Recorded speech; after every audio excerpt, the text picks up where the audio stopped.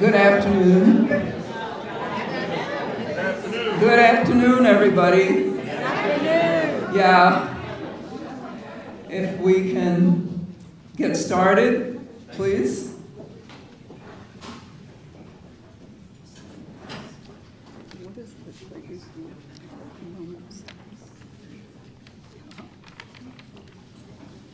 Can you hear me? Yes. Good. You know, I just spoke with Elizabeth, and I'm going to do something that I remember quite well from my time with Thandi and from my time with AFSC probably about 30, 40 years ago. And that is to start with a moment of silence. So if we can just do that and still ourselves, please.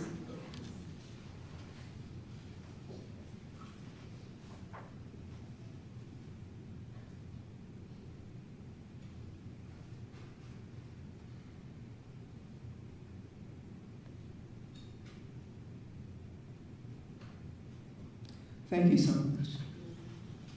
We thank our Creator for today. And oh my God, I thank each and every one of you for taking your time to share these important moments with us. And it's so important that we are here on this campus. And I think many of you who know Thandi Geabashe know that this is a place that was very dear to her. And you know that this is a place that launched her fight here in the US. The AU Center was so prominent in the anti-apartheid movement.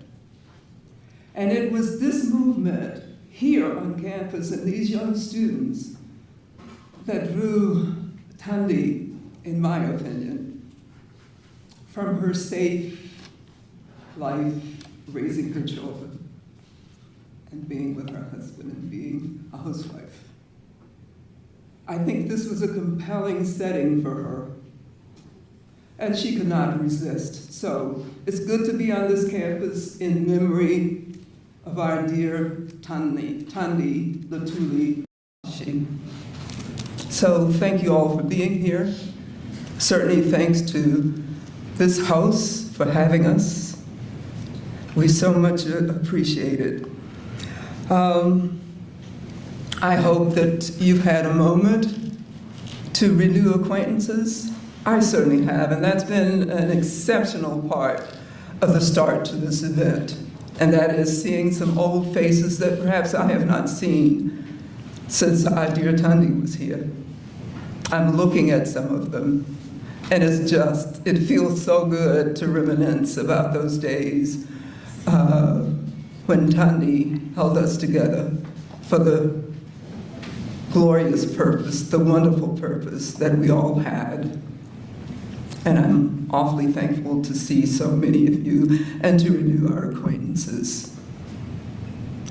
I'm going to start with something really quite elementary. I suppose it's something that we do the first day of school.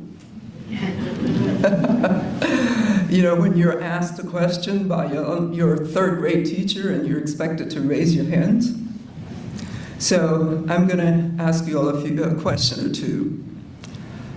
How many in here have been to South Africa? Oh, wow. Oh, wow.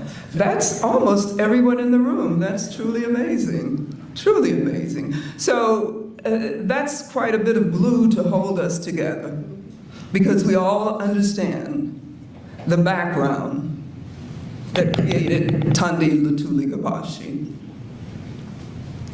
We've been there, we've touched that soil. I will never forget in 1993 when I first landed there.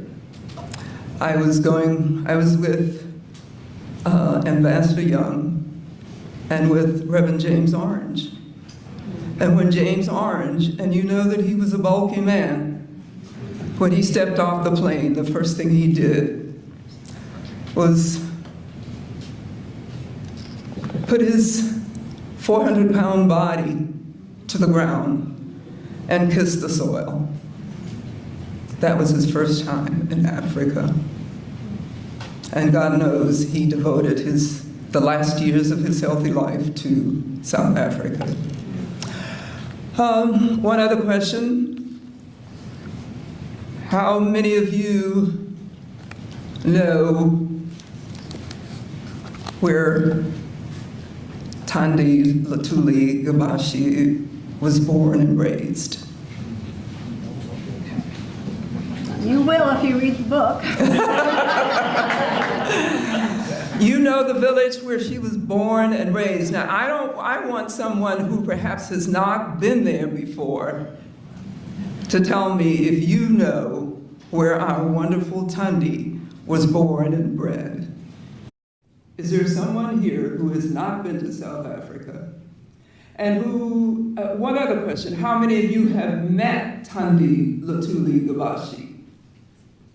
Oh, look at that, impressive. Is there someone who didn't raise their hand for having gone to South Africa and having met Thandi? Is there one of you who can tell me where the village and township and province that Thandi Geabashe is from? Can anyone tell me the village and the province where, oh gosh, that's her grandson in the back. That's Gilly in the back. And that's Judy, you've been too many times. We won't ask you. Who else can tell me, and we can't ask her daughters, who else can tell me the village and the province that spawned Thandi Geabashe? Well, Gilly, it looks like it's on you, my dear. Stand up, please. This is Thandi's grandson, Gilly.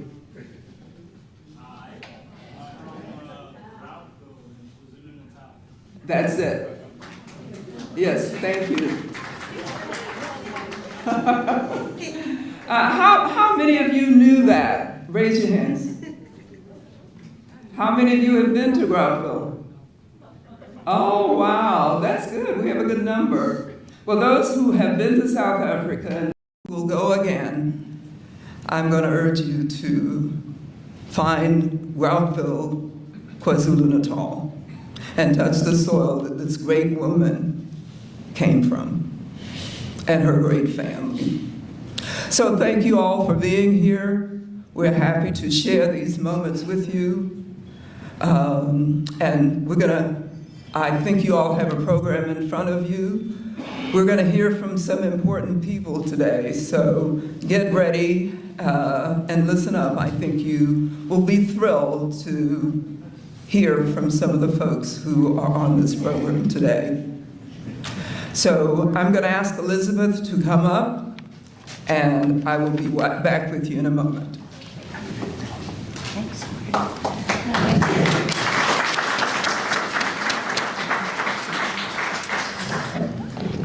I know so many of you in this room, and many I have not met until this evening. As we were preparing, I was wondering whether we would be ready for you, and then I knew if you came and we weren't completely ready, it would be all right. It would be all right. And we pulled together, and all of a sudden I looked into the room and I said, this party has begun. It's a party, a celebration. When we sent our invitations, the celebratory nature of this afternoon was so important for us. Thandi's memoir, her story, which I'm going to speak about a little bit later, about the story of the book, how it came to be, was done, and her friends and family from the Atlanta area and from Johannesburg were here, and Boston. Thank you, Gilly. I know you flew down. So I want to be sure that those of you who have never met or remember them as little girls in the AFSC office have the opportunity to see our dear, dear, and who have become now friends of mine, and I know are very close friends of Gloria, Thandi's 3 daughters. Before I ask you to stand, we recognize, and I want to also acknowledge now, which Thandi does, the passing of her beloved son and their brother Pagama. But they are here today, and they see their mama a lot, and so I'd love to introduce to you the youngest, Kanya Montgomery from Johannesburg. Warren. Sorry. Thank you. Who flew in on Wednesday to be with us. And then the eldest, Sibongile Montgomery. Yes, and she's here. And she's accompanied by her husband, Marlon. Marlon, can you stand? Great. And her granddaughter, Kayla, who was helping with the purchases. Jayla. Great. And then Nomkla Kamka. Also just arrived from South Africa yesterday again to be with us. Pumi, where are you, Pumi? There you are, great. Thank you. And Gil, yes, we've introduced Gil from Northwestern University in Boston, correct? Am I correct there? Great. You may know, and I'll speak to this later, but Thandi celebrated her 90th birthday in August. The book arrived on the month of her birthday and of South African Women's Day. And Gloria and I, with some other of Gloria's family and friend, were able to travel. And I'm saying this now because these women gave their mother the most beautiful party. And there were 200 people gathered there. It's the kind of people who knew Thandi perhaps in the way we have known Thandi and came to love her, but in another time in her life in another part of the world. It was amazing. And for me to be able to see that part of her life, which I didn't know well, in that room with her greeting 200 people as she sat there for over 6 hours was just amazing. So I recognize you, dear family of Thandi, and I know you'll talk about us when you go back, because they'll bring our greetings back. I also want to be sure to mention Preston King. Preston, could you just stand briefly? Because it was Preston who, when we needed a place, reached out to Morehouse and said, Morehouse, this is important, can you host these folks? And dear Kipton, Jensen, thank you very much. So, like Gloria, I'm just going to ask a different set of questions, and I'd like to ask people to raise their hands and keep your hands up, people who worked with the Georgia Coalition for Divestment in South Africa, which is where Thandi started. The Georgia Coalition. Earl, you got your hand up there? Yes? Good, great, good. All right. And who worked with the AFSC? Great. And I know there's a new AFSC who's here tonight representing the new generation of the AFSC in Atlanta. Where are you? Could you stand and say hello? Oh, there you are. There's AFSC in Atlanta. Thank you. I also would like to just acknowledge members of the Quaker meeting who are here. There you go, all those 4 right there. Thank you. And also, I think we acknowledge, as Gloria has done so beautifully, the fact that all of us are here because in some way, we had the opportunity in our lifetime to meet Thandi, the Geabashe, and I'm sure we could all raise our hands to that. So thank you.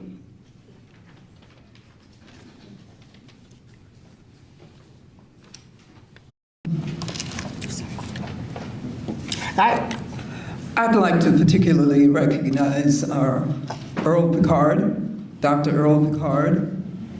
Earl, can you stand for a moment, please? I have to say that Earl was there from the beginning, he and Mac Jones. Mac is not here, but those 2 guys can give you the history of the start of this movement on this campus, because they were around from the very, very beginning. And I hope you pay attention. Earl's name is prominent there. And of course, he did some writing for us as well.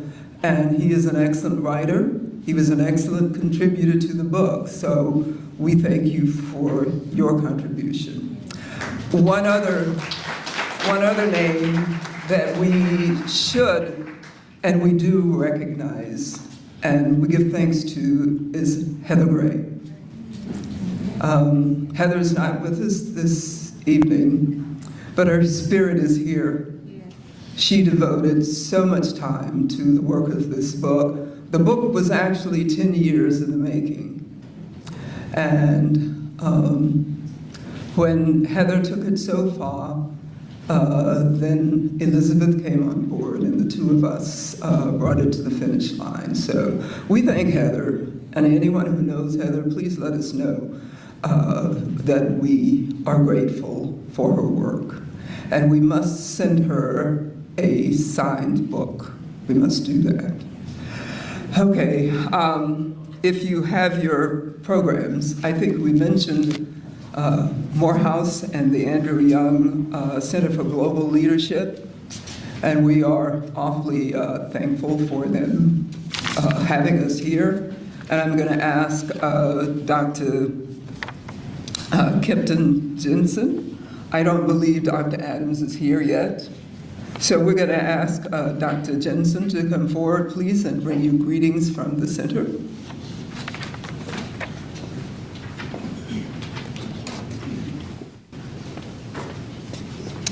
Welcome to you, to the family, and to the guests, the extended family. This feels like holy ground.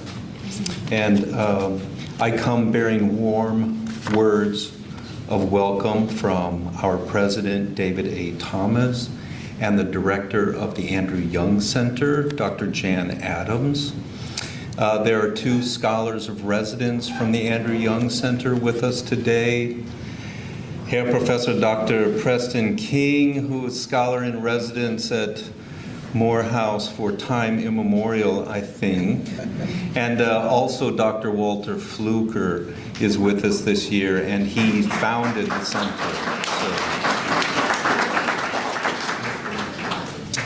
So, I want to say that we feel honored to host you, and honored to recognize the example set by Thandi. And my last word is simply about how editing is a labor of love. And so to Elizabeth and Gloria, I recognize how much you love Geabashe by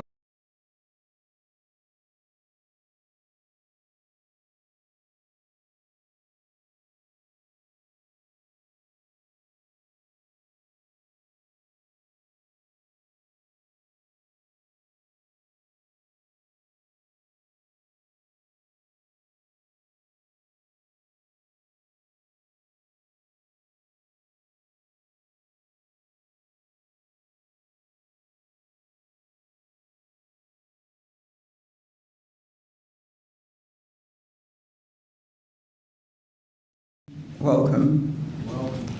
Glad to have you here.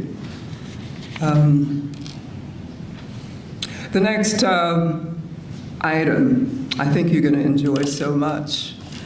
It was Elizabeth's idea to have some entertainment tonight. And that entertainment is so appropriate for the moment. Because the two songs really do bring together Thandi's life, her life in South Africa and her life here in America. So we are grateful to have with us a student who happens to be from South Africa. What part of South Africa? Johannesburg. From Johannesburg. I was just saying.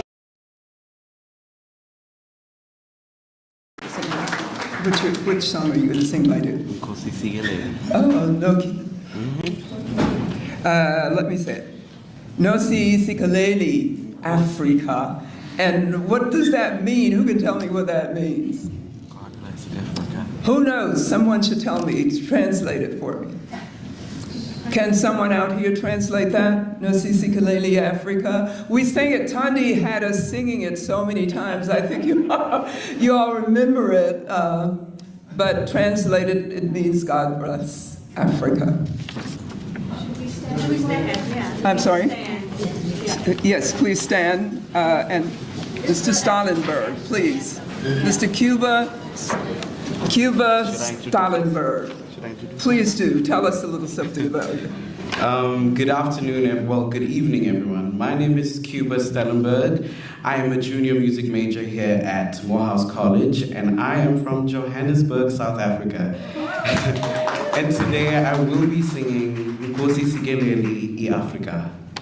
Okay, well, should we remain standing?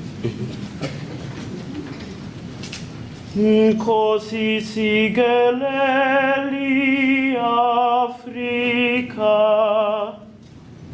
malupaganisu pandolwayo, izwa imitandazo yetu, Nkosi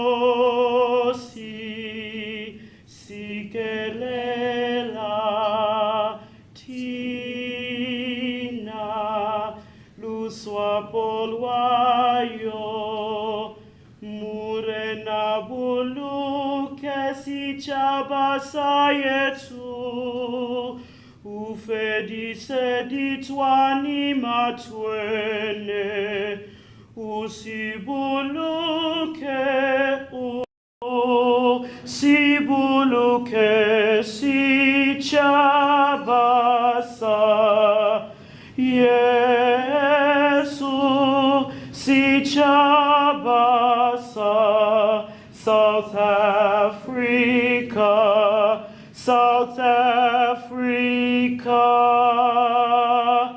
Edi blofa non se hjem, edi diep daarvan ons je. Hoor ons je graag gebeurd waar die kranse antwoord je. Sound the call to come together, and united we shall stand. Let us live and strive for freedom in South Africa, our land. Yes.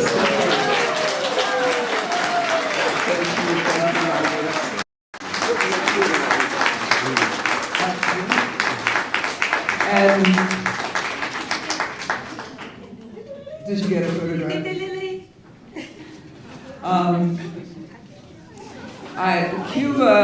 Cuba is a junior here. His third year here. So thank you for that rendition. Is there anyone who can help us sing the first stanza of Lift Every Voice and Sing? Who can lead us off? It can't be me. Okay, let's get started. Who can do that for us? Lift every voice and sing, till earth and heaven rings with the harmony of liberty. Let our rejoicings rise high as the listening skies. Let it resound loud as the rolling sea. Thank you all. Now, you've had the appetizers. And here comes the meat, ladies and gentlemen. The book. We're going to talk a bit about the book, and we're going to talk a bit about our Thandi. So be prepared to have your minds focused and your hearts aware. Because we're going to talk a bit about one of the folks who was so influential in my life. I learned so much from her. And there are many of the people in here who can tell you that when Thandi called you, she answered. We answered. When she called, we answered because we knew the significance of her cause. Because her cause was dear to us. Her cause moved the world. And that was one of the last great movements in the world. And God knows we need one now. So let me ask my colleague and co-editor, Elizabeth, to come up and get us started talking about this great woman and her memoir.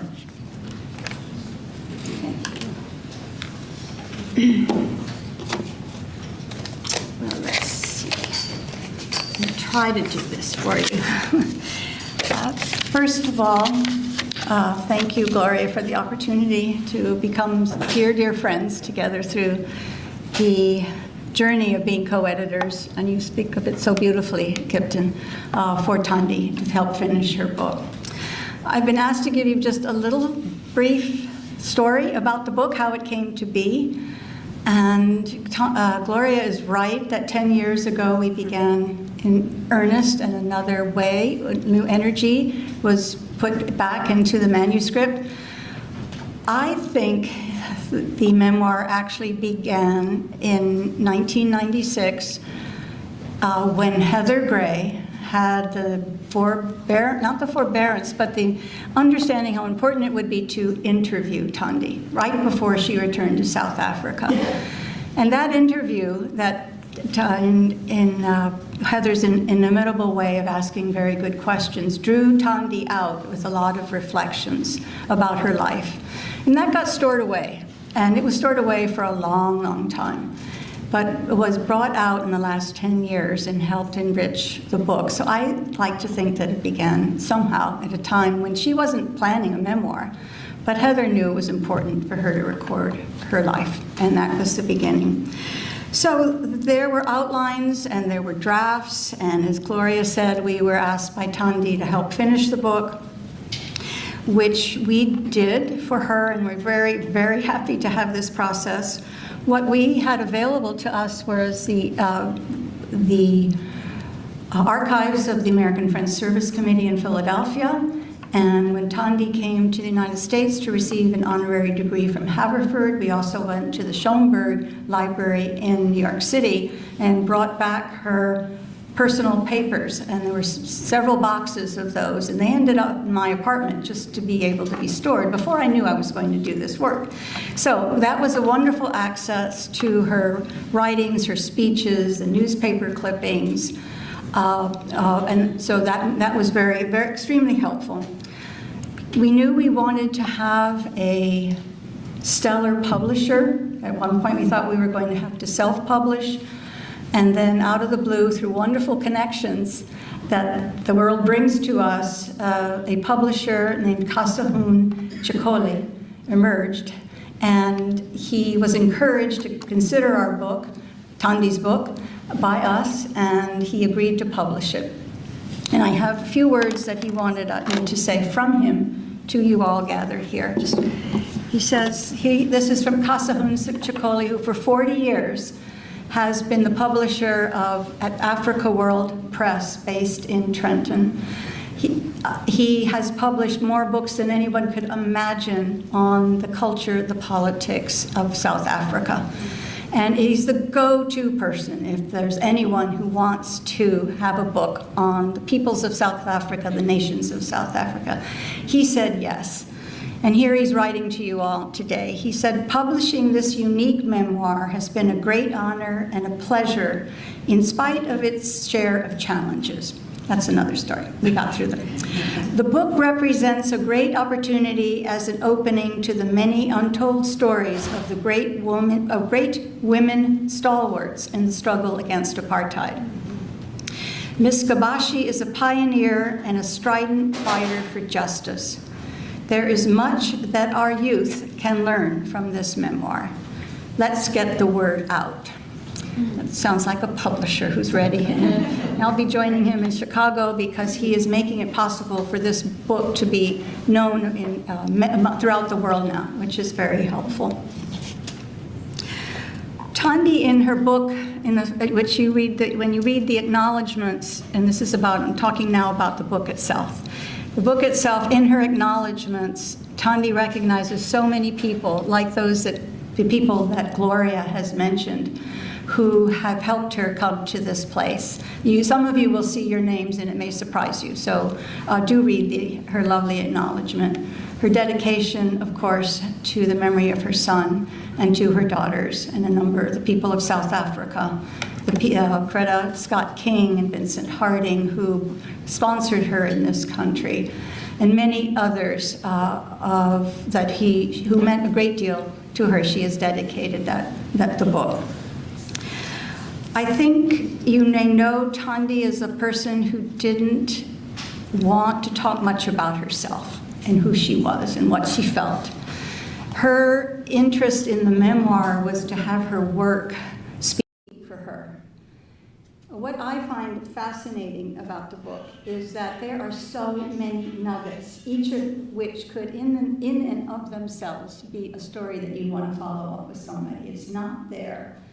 I think of it as the drama below the surface. So you will see a phrase of the fact, for example, that when Nelson Mandela visited their home in Groutville, he was just thought of as one of the boys. That's all she says. That's all she says. But then think about the contact that she had then with her, because of her father was drawing those young men from Durban to his home to talk about next steps in the liberation movement. There are many of those. And you may go through it and say, well, is this really a memoir? And it is. It really is, if you listen carefully to what's there and the stories that might have been told. But really, she wanted to talk about her work. And the work, of course, tells you who Thandi is. She never gave up. I had a party similar to this, but very, very different in New York City recently, because nobody had known about Thandi. It was friends and family of mine who had never met Thandi, didn't know about her, and I was telling some of the stories that were in the book. What I encourage people to do is to read, before you get into the meat of her work and what she did in every single chapter, every single movement, protest, boycott, is that, now I'm back on track, thank you, sorry. Her tributes are to her, written by Earl Picard, people here, Carol Luther, Jones, Heather Gray, wrote, and then Gloria. Those tributes are probably a good way to start the book. And I'll tell you why, is because those tributes tell you who Thandi was in her spirit. What stories that you wouldn't know otherwise, except these very dear friends. And I think then you go into the book and you realize, wow, the love of people for Thandi, as opposed to her description of what she did, it will be reinforced by the love and knowledge of people who were very close to her and cared for her very, very deeply. In New York, I asked people to read chapter 10, which is the Coke campaign chapter, and asked them if they would ever drink Coke again. And they were very interested in the 10th chapter, which is about the Coke campaign. So I hope you enjoy it. I think we're so pleased that we now have, the world has, the family has, a record of this woman's contribution to the world, contribution to freedom, to justice, to equity. And I end with this about Thandi. I have, in these days, in these times, thought so much about what would Thandi say right now if I could sit with her. What would she say? And I don't think she was ever disheartened. At least she never conveyed that. But she conveyed perseverance on behalf of justice, on behalf of equity, on behalf of truth-telling. And I think she would just say, the struggle goes on. And I hear her saying that. I don't want to leave you, and I will in a minute, but Gloria's preface to the book is also what you need to read carefully. It was sort of buried in the tributes at one point, and we encouraged her, no, this is good. This will set Thandi up for the reader, so please enjoy those passages and then go into the book that Thandi has completed and given to all of us. Thank you very much.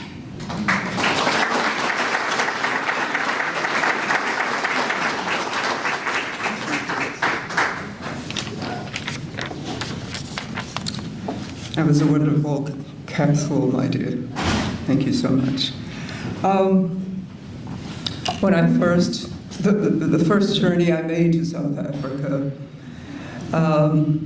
was in '93, and of course, Mr. Mandela was freed in 1990, and he was at the time starting his campaign for the presidency.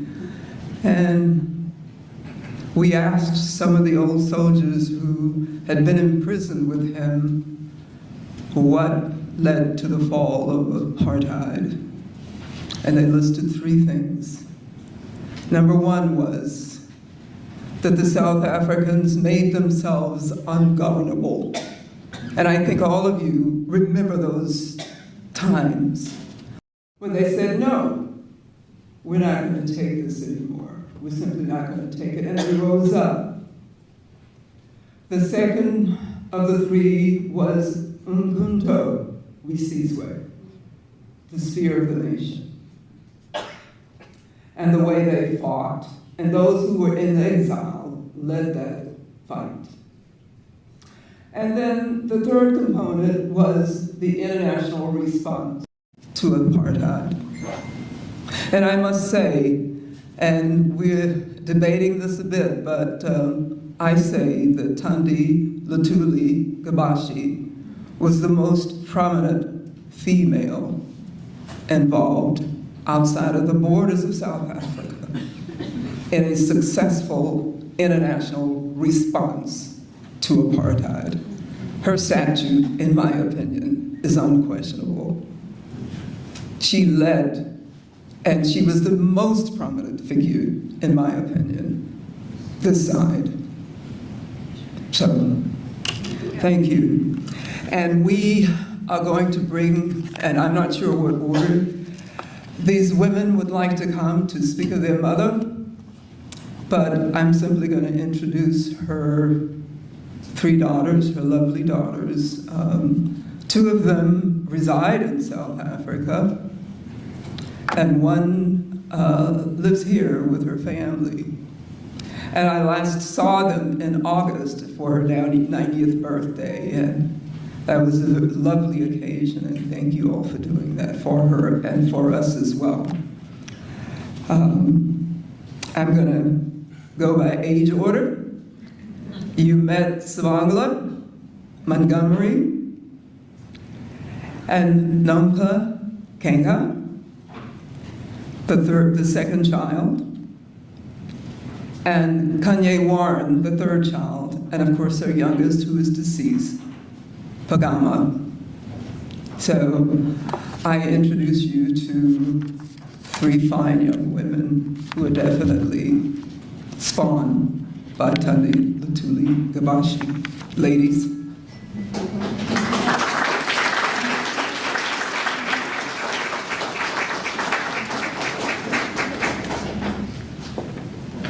Can I get you to hold this?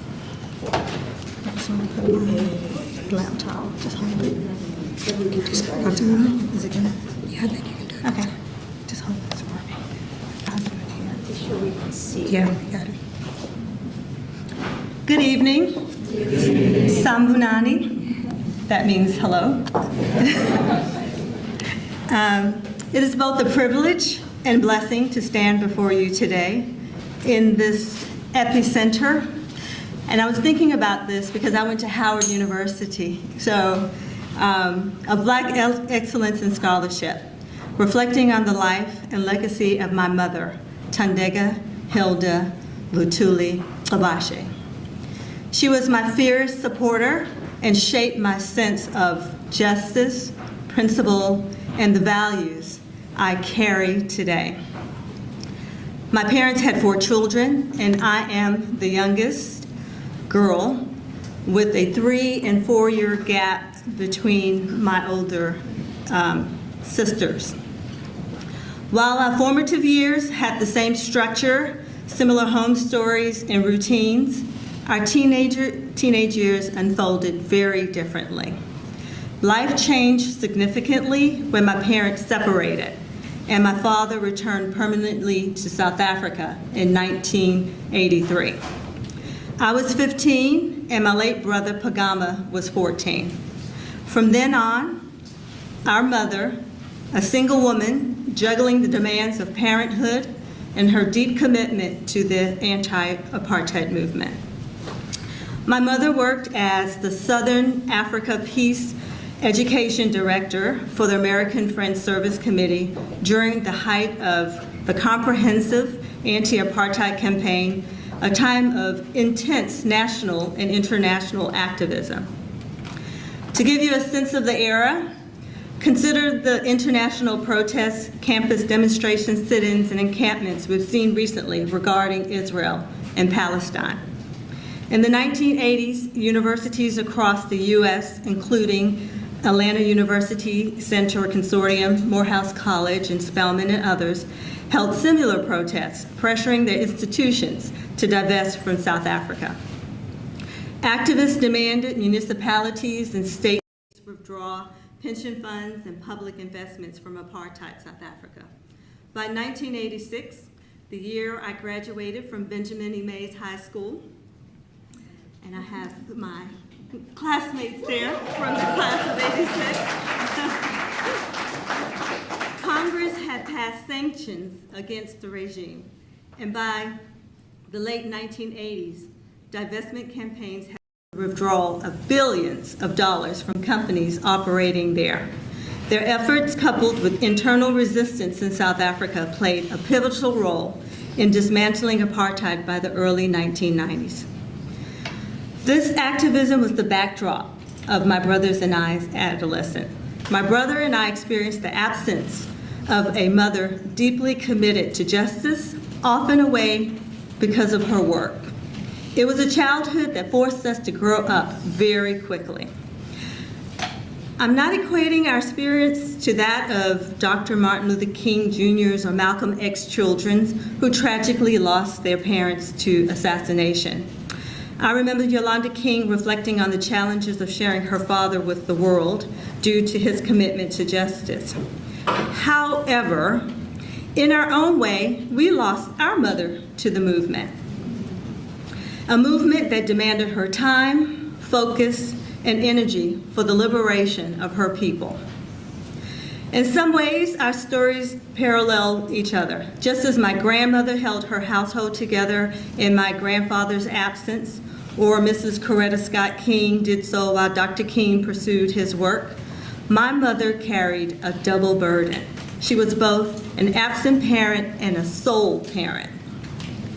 As I turned 15, I learned to drive without hesitation because my mother had growing commitments in terms of travel, and we needed to step up. I can still picture her teaching me how to handle her mint green Honda manual shift in the parking lot of Greenbrier Mall. She ensured that I can drive my brother and myself to school when she couldn't. She also taught us how to cook and fend for ourselves, demonstrating a disregard for the traditional gender roles, empowering us in ways I sincerely appreciate today. My mother navigated her roles with incredible grace and determination. Her absence was not a lack of love, but a testament of her belief in something greater, a vision of freedom and justice that demanded her all. In giving so much of the movement, she gave my siblings and me the strength and values we carry forward today. Thank you for allowing me to honor her legacy very much and reflect on how she shaped not only my life, but the lives of so many others. Thanks.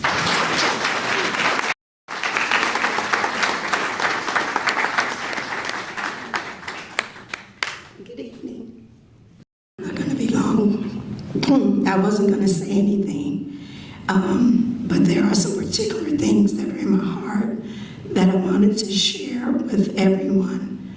And I believe if Mommy was here with us today, she would have said the same. I would like to recognize, there's a Miss Tina, if you're still here.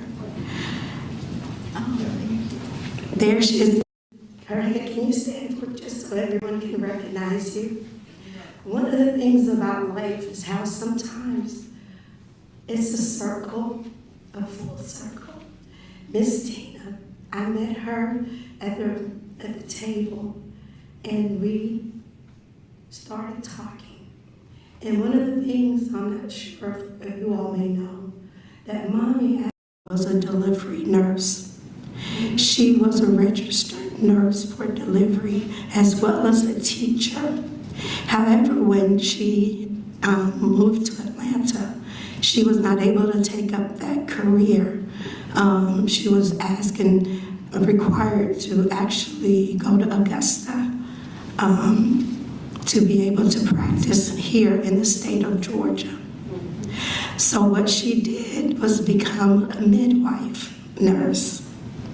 And Miss Tina in the back, as we were talking, come to find out, I may be saying this wrong, not your daughter, was it your daughter? No, it was my dear friend. South Africa. It was her daughter, her first daughter, Azania. Azania, yeah.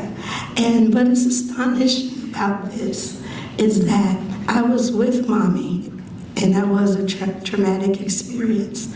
But however, just to have her here in our presence, and just to see the picture of that baby who's a young lady now, that is something else.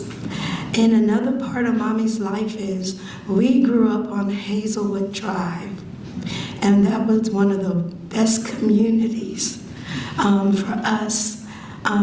Being foreigners, they were very welcoming, they were very understanding, and we have one of our best childhood memories there where we actually had to learn to be Americans. We learned about collard greens. We learned about soul food. We learned so much, and that was from all of our neighbors. And our neighbors are here today, and the Perkins family, if you don't mind standing. Of course, everyone can recognize you. Thank you. Thank you so much for loving us. Thank you for helping our mother, because when I say in the earlier years, it was very difficult adjusting and not having family. And I can say for my sisters here that she picked the best state, especially city, to move to. And one of her things, Mom and Papa had an option either to move to California or here in Atlanta, but they chose Atlanta because they said Atlanta, with the trees, the foliage, everything reminded them of Durban, and they made the right decision. So I thank everyone, and I'm going to let Nonla, the middle child, the oldest, to come forth. And I just wanted to share part of that memory, a part of the story of Mom and who she is to each and every one of us in this room.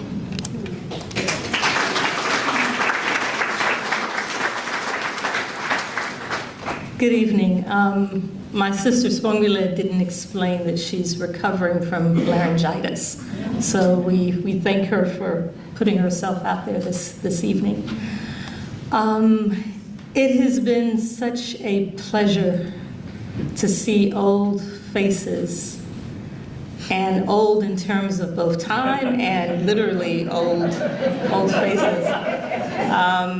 But the spirit of all of the people from the Georgia Coalition of Divestment, from the American Friends Service Committee, from the neighborhood, from our high school, from our university friends, every one of you who could have been doing something else today that chose to be here with us, the beautiful singing of Ngozi Sigelele Africa, and my fellow Gautanger here. It is nice to see roots of us spreading anywhere and everywhere. There were only two things that I wanted to raise this evening, and it's about the book that most of you have not read, and one really encourages you to purchase the book and read it. For the primary reason that, this month of November and the way that it's coming to an end, I had a different idea of how it would land. I think many of us did. I was here 2.5 weeks ago, 3 weeks ago, to cast my vote in person, because I thought it was important that I vote in person and not via absentee ballot. And what it said, and you'll maybe see the connection when you read the book, that some things look absolutely impossible. Some situations appear as if they are untenable, and there is no amount of wishing and effort that is good enough. When you read my mother's book, you will realize that the kind of challenges and patience and calculation and foresight and persuasion, cajoling, volunteering, effort that is necessary to change what seems like an intractable situation will not start, will not happen if we don't commit ourselves to doing so. That's right. Yes, yes.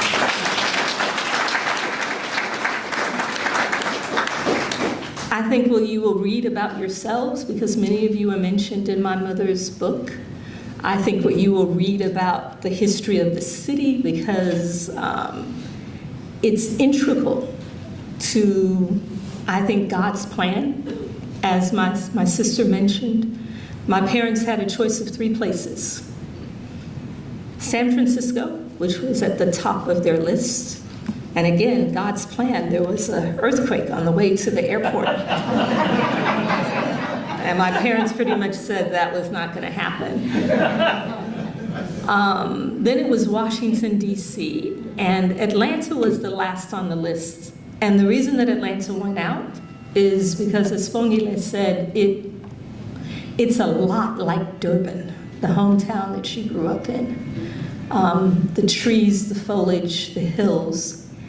And what you did not mention was the humidity. My parents searched the world for more humidity. But the other part of it, and she does talk about this in the book, are the people of Atlanta, the people of Georgia. She grew up in a small country town. Atlanta, as big a city as it is, lives like a small country town for many of us. We have neighbors that have remained with us and in touch with us forever. We have middle school and high school friends that show up 40 years later for a book launch. We have the Hall of Fame around us. People, you recognize them, you know what role they played in your life. people who made a commitment not because something was going to happen tomorrow or by the next election or before the next cycle of fundraising. It happened because people committed themselves to doing something. So I hope that what you read in my mother's book is that level of commitment, that patience, that ability to create something out of nothing, and the reliance not only on your own wit and commitment, but on a relationship and a partnership of volunteers. The Georgia Coalition for Divestment was a volunteer organization, and it continued for decades, and it continues even now with your presence in the room. I want to point out two young people, Ashley Sawyer, my son Gil in the back of the room. I only had one conversation with Ashley, and she expressed her complete impatience with my generation about a number of things, and it lives with me, Ashley. I remember with your mother and her ideas. My son's impatient. I think some of it is generational and others of it is just because, you know, your parent. Who has time for that? But the only uncomfortable thing about the impatience of this generation is that that impatience leads to what I think is a rejection of opportunity to change things. And I would particularly like the two of you to make sure you read the book. I'm glad you came today. Because yes, things are intractable, and if we got things right, we wouldn't be where we are. Not in the US and not in South Africa. South Africa and what we have today as a democracy is not the dream of my mother. It is not the dream of my grandfather. It is imperfect, and there is more work to do because it's all we have. But I think that this here today is an opportunity for us to form a coalition of a different kind. The whole world is going right, not just here. The whole world is falling apart under the weight of poverty, of incompetence, of corruption, not just here and not just in South Africa. We've got to be smarter, we've got to work harder, and we've got to lean on each other, regardless of what our age is. The last thing that I wanted to raise is a little bit like what Elizabeth introduced. My mother would just do a one-liner, you know, Mandela was another guy in the house who came over for tea. Another one-liner that she had in the book was the passing of her father, my grandfather, the fact that the family always believed that it was not an accident on a train track. I'm very happy to report to you that after 10 years of the Luthuli family challenging and petitioning a government that they had a lot to do with putting in, after 10 years that government finally listened, and there was an inquest, a forensic inquest into my grandfather's death. And at the end of October, the results of that forensic inquest ruled that the official cause of death, in terms of him being struck by a train, could not possibly be true. As a result, there will be a formal trial in South Africa in April, and we'd like to keep you all up to date about that. But on the 19th of November to the 21st of November, so I'm rushing back to South Africa to accompany my mother, there will be a sworn statement that my mother and my aunt, her older sister, Albertina Luthuli, will make. And this is in order to preserve their evidence for trial next year, April 2025. Because her older sister is 93, and she is 90. So you can't be sure that they will be there to contribute. But her throwaway line and the things that she doesn't talk about, I think the scars that hardened her in the right sort of way, is that she came from a family of 7. She's the 3rd child. And she was the only child that was able to get to the train track when my grandfather had been struck down. So she has that memory in her head. And what she used to tell us as kids was, because she was a nurse, she said that when she found my grandfather, he was chain breathing, which is a certain kind of breathing that you do when you are end of life. You are taking in more oxygen than you're able to expel. And she talked about the fact that when she heard that chain breathing, she knew that my grandfather's recovery was probably not possible.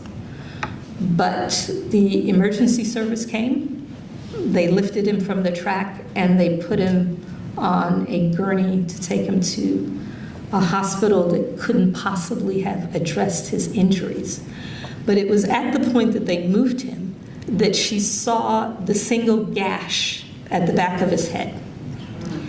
And it was her accounts of that, her witness accounts of that, that gave the family the information that they needed to say, if there was no other injury to the body and there was one gash to the back of the head, it couldn't possibly have been a train accident. So we thank God in his way that he preserved her until now so that she could give her testimony on the 19th of November. And we pray that the truth comes out some 60 years after passing. And I mention that not just to give you an update, but to just talk about how much time it takes for the truth to come out and to be lived. So I encourage you to read the book. I encourage you to reconnect with Atlanta history with some of yourselves that are sitting in this room. And I thank you from the bottom of my heart for the presence of each and every one of you, and in particular the individuals, Heather Gray, Earl Picard, Gloria Gaines, Elizabeth Enlow, the many of you that were not just big supporters of her and her life and her work, but in the production of this book, which I think, as I've said, holds immense lessons and hopefully encouragement for all of us to pick up and carry on. Thank you.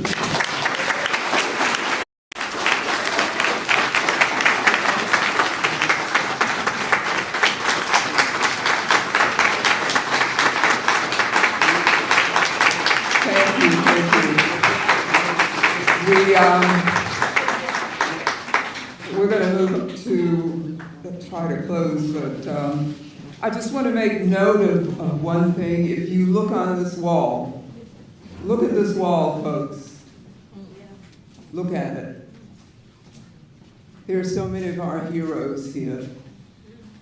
And almost everyone on this wall were a part of that movement. Almost everyone on this wall supported Thandi Geabashe in her movement. But I have to point out in particular, and it's in the book, the role that Coretta Scott King played in actually getting them to America. And I think you all also know the relationship and the letter, the joint letter that was issued by Thandi's father and their grandfather, probably in about 1960-61 period, calling for change, both in South Africa and here. So if you can, get a hold of that communication and read that, but that is historic as well. I want to thank my family. All of them have been to South Africa. Raise your hand, please. And let me just also say that, oh my God, we've been on buses overnight headed to Washington when Reagan, and we all know how extremely adversarial the Reagan administration was to the anti-apartheid movement. And I can remember all of us, all of my family, being on a bus headed to Washington, D.C., and we spent the day marching around the Capitol and at the White House. So they have been fighters alongside me, and I'm grateful that they're still with us. And thank you so much, ladies. I can say, Namkla, just following up on what you said, that there have been great movements in my lifetime.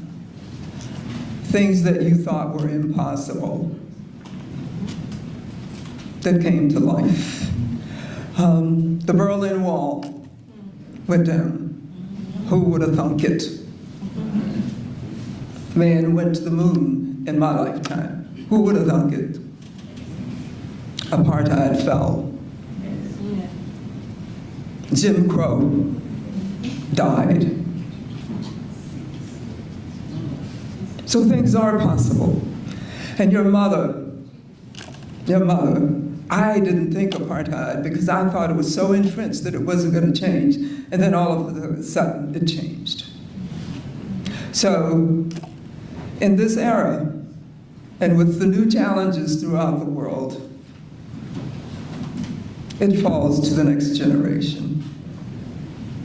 And I keep hearing that there are some young people in Atlanta who are meeting on an ongoing basis to see how we and the rest of the world is going to cope over the next few decades. But we certainly know that we cannot be silent. And we know that the generation, God won't fail us, that next generation will respond. Finally, we're going to do a question and answer. If there are any questions you may have that the folks who have spoken today can answer for you, we'd be happy to entertain them. And following that, we'll have closing remarks, and then we will have the book signing. Our dear ladies, whom we're so happy to see, will serve in their mother's stead and will give their signatures. So I just have one memory that I'd share with you. Many times I would be downtown, young woman, single, on the town, and late at night I would go past 92 Piedmont, is it? And I've been out, young woman, having a good time. And you're talking about guilty feelings, but I go past, and Thandi's car, and the light was on in that building. And she was strategizing. And I think it kept me from partying so much because she was so serious about what she was doing. So it put a little damper on my youth, I have to say that. You were not the only one. You were out there too? Okay. But it did make me feel guilty because I knew what she put into that movement.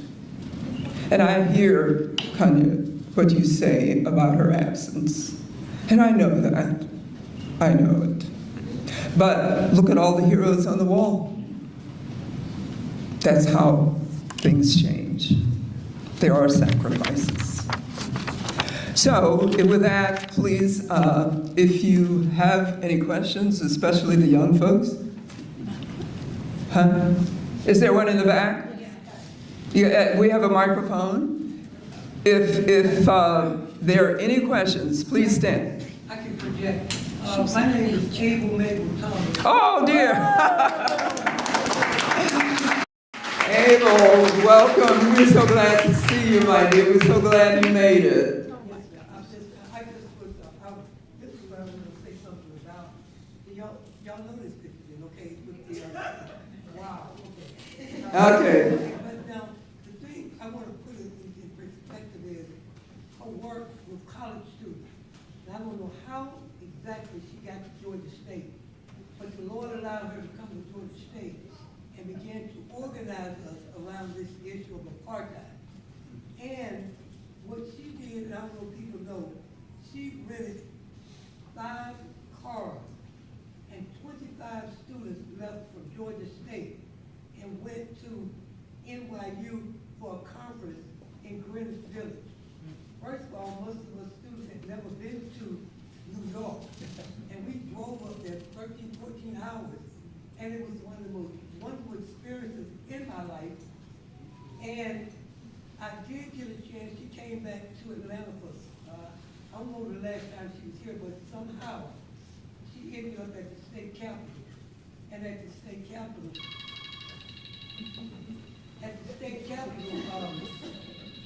I got a chance to see her again and let her know that I thanked her for the work and the understanding of organizing. Because I'm known for organizing now, but I saw her as the best organizer I've ever seen.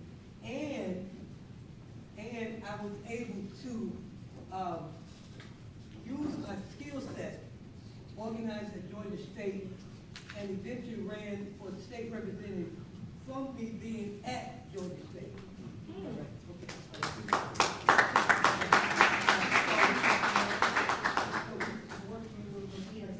Okay, all right. Thank you. So in other words, I just want to say that her work really touched young people, and that experience did affect me in my life, and I went on to continue to organize, and I just want to say thank you to the family, and thank you for the work that's been done, and the work that has to now continue to be done, as you said. Thank you, as always, powerful. Thank you. Thank you. Abel is certainly a beloved figure in this community, so thank you for being here. Thank you. Thank you. Is there another question? Yes.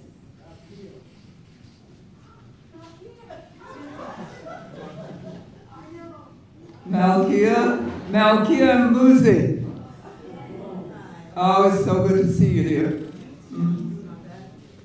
I just want to say, just thank you. So very grateful to be here at this time and this place, so we can celebrate, even though we had such a very real, terrible thing after this was. But we have to celebrate the fact that freedom fighters like Wanzu, the assistant director of the American Friends Service Committee. Yes, a big thank you to Wanzu and Malkia. These were staff people of Thandi, with Thandi. I think Wanzu was the boss, the big boss. Assistant director. Yes. And also, I'd like to acknowledge Jim Alexander, who did a photography exhibit with Peter Montalbano right here at Arthur University Gallery. Actually ran called Facing South, South Africa, South America, South, and Jim Alexander came right here.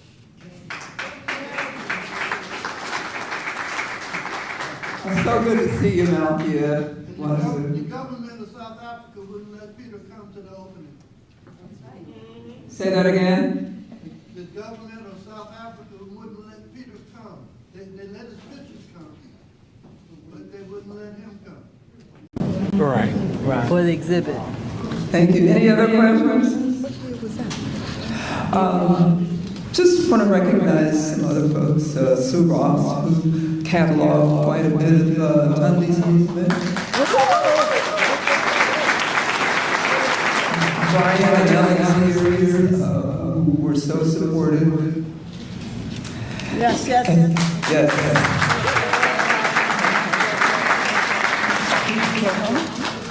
Bill, how is you? Yeah. Oh, hi, Bill. And great kid. We need it for the street. To testify, I'm Josie Aldrich Harding. That Thandi delivered highway.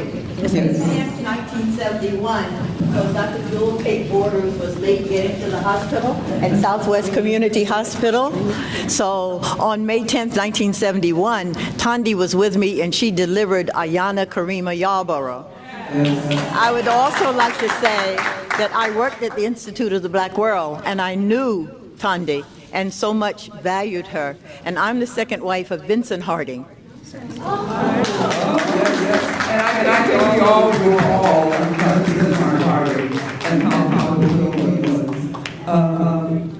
was. Johnny.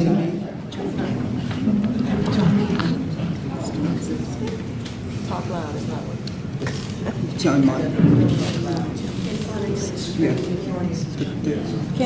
My name's John Michael, but I didn't stand. I didn't stand for me. I want to recognize Carol Luther.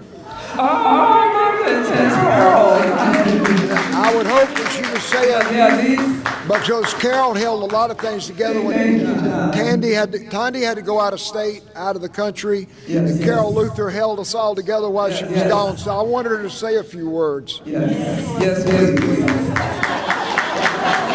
Carol, this mic is not working. Speak loud. So, here's what I wanted to say. Growing up in Jim Crow South. Carol, sorry. You know what? That microphone is really not working.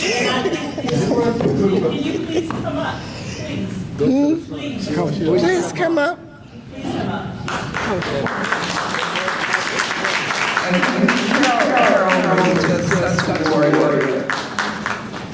And an accountant. She did. Oh, it's so good to see you, Carol.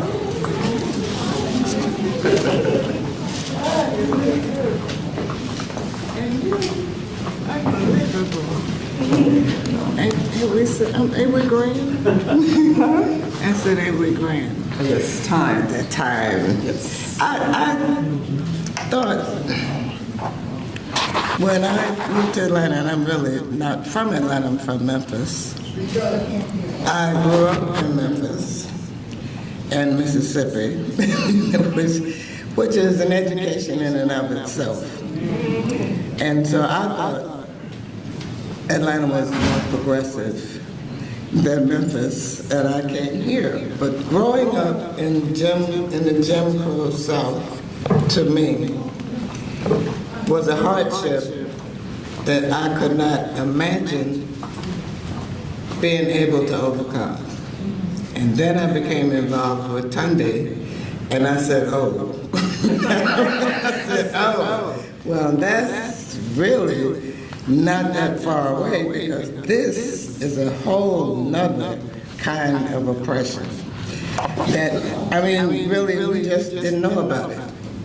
And Thandi's commitment to it was 24/7. Doing the dishes, she was working on it. If we were going out to get something to eat or to a meeting, she was still working on it. And I think that's what it took. And at one point, I wasn't sure that it was doable. I mean, I thought we could do Jim Crow South, but South Africa looked like the highest mountain that I had ever envisioned. But the day that she left to go to the election, I couldn't express what it meant to see that actually come from all of our work. And as one of the girls said, it's not perfect, but it's certainly not what we used to have. And that's where the world is. That's where the world is. Yes. I'd also like to recognize Johnny and Jill for all of your good work. And all of these names were a part of Thandi's work. And of course, my sister Judge Crystal Gaines, who was head of the South Africa Committee, am I correct? Yes, for many years, and clerk for several years. So there are some soldiers in here. Thank you so much. Any other questions before we move to close?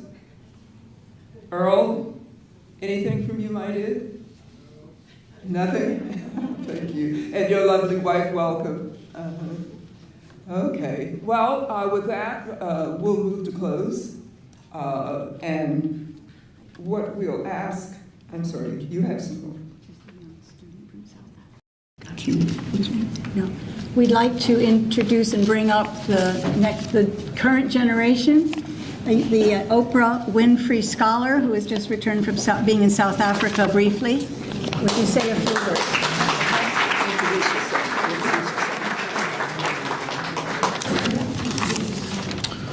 Good evening, everyone. My name is Chris Lambry. I'm a sophomore studying philosophy and politics from Atlanta, Georgia. And as mentioned, I serve as an Oprah Winfrey Scholar here at Morehouse College. And the Oprah Winfrey Scholars Program entails a couple of things, but one of the privileges it entails is that every summer we have the opportunity to travel, to study abroad in 2 countries now, either South Africa or somewhere in the UK. And so this past May, I had the opportunity, of course, to study abroad in South Africa. And so I just want to briefly talk about my experience and some of the things that I saw. And I first want to start off by saying, again, it's an honor to be here with you all, to the family, extended family and guests, and just welcome you all to Morehouse College. My reflections on an experience that transformed not only my perspective as a student, but also my understanding of humanity and resilience was in South Africa. This past May, I had the privilege of traveling to South Africa as a part of the Oprah Winfrey Scholars Program and the Social Justice Scholars Program. My peers and I served as an international election observer during a historic moment, the 30th anniversary of the end of apartheid. This milestone in South Africa's journey toward equality and democracy carried a sense of both celebration and challenge. The vibrancy of South Africa culture struck me immediately.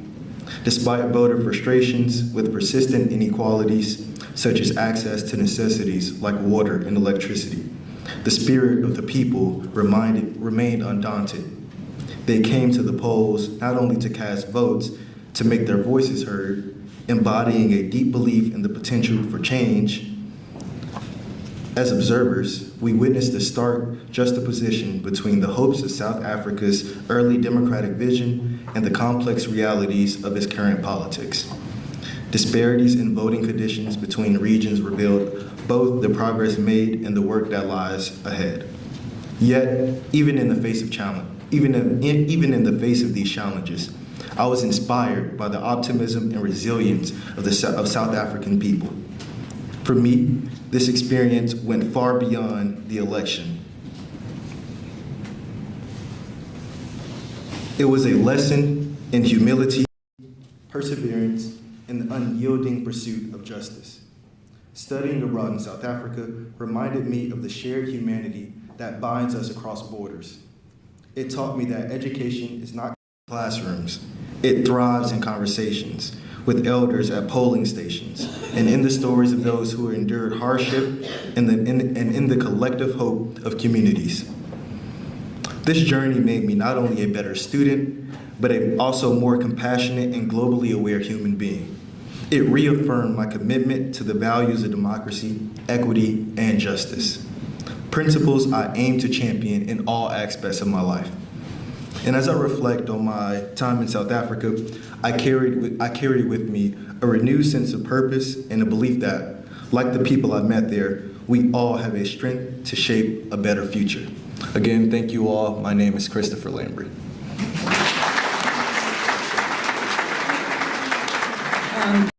Let me also just recognize Diane Matowitz, who was just fantastic soldier.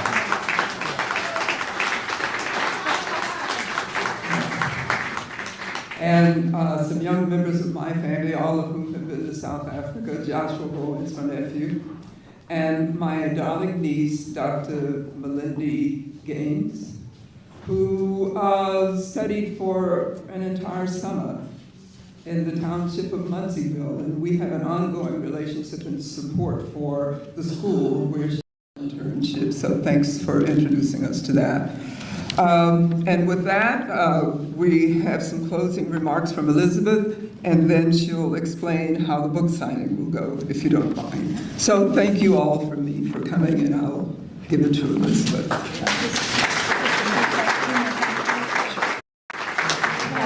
My role is simply just to thank a few more people who made tonight happen.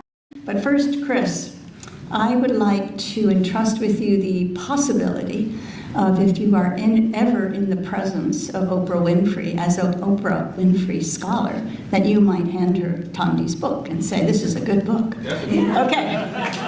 All right. Thank you. Thank you. We'll be sure you get it. Yes. Oh, excuse me. I'm sorry to interrupt. No, of course. One final thing. Because of what Thandi did, we are planting the seed, and we want you all to help us, that her life story should be a movie. Can we get an amen to that? Her life story deserves to be a movie. So let's see if we can't do something to make that happen, because I'm telling you, there are some thrilling moments in her life, and there are some moments of just sheer pain and joy. So let's see if we can't make that happen. I just wonder who would play Elizabeth. So Chris, when you present the book to Oprah, you can also ask her about a movie, okay? Good. Some people that made this possible, there were many, many people to volunteer tonight, but Kipton, we're just so deeply grateful. You did a wonderful job and very quickly pulling this in together and making it possible.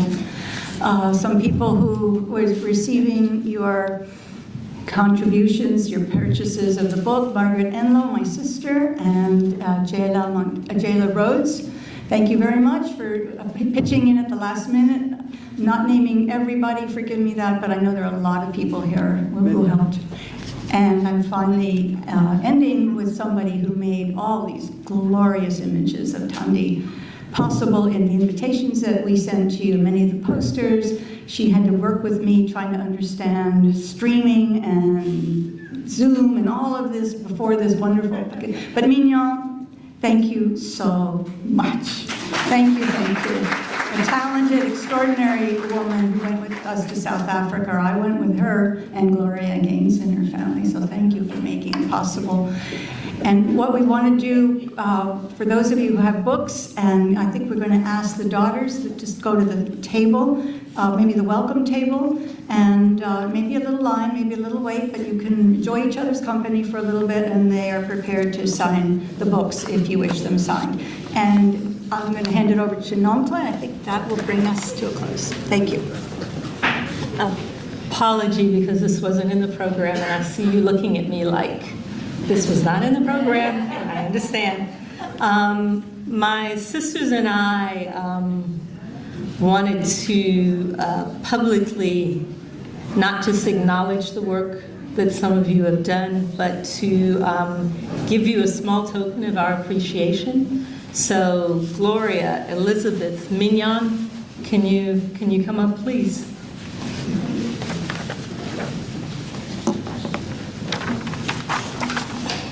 Okay. These are, you can see the beadwork that I have on now. These are Zulu beads. It's one of the cultural. I was going to snatch it from your neck. And I wasn't going to let you have it. That's why I got you your own.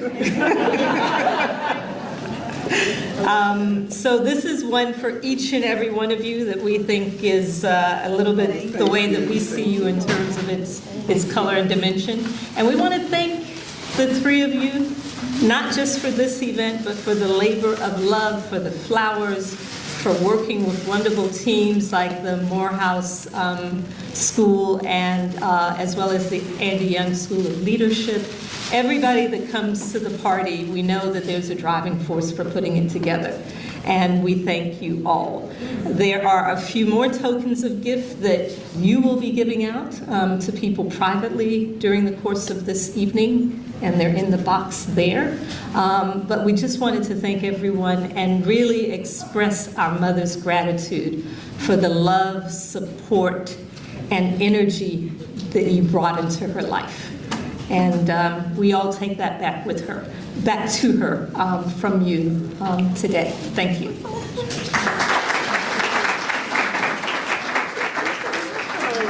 Thanks, no good. Thank So you. we'll set up the table for you, and you bring your books, and thank you. That was so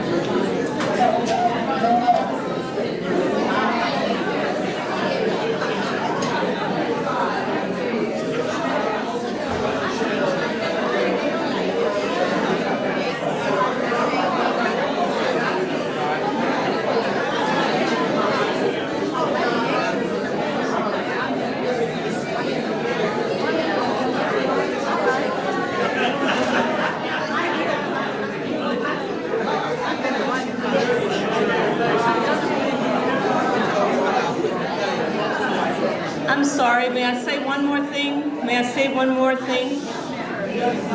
Excuse me, may I get your attention? One last thing.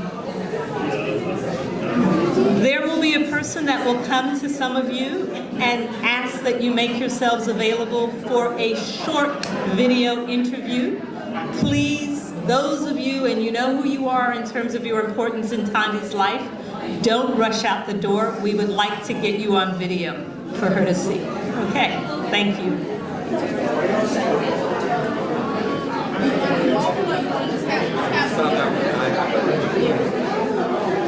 At the museum?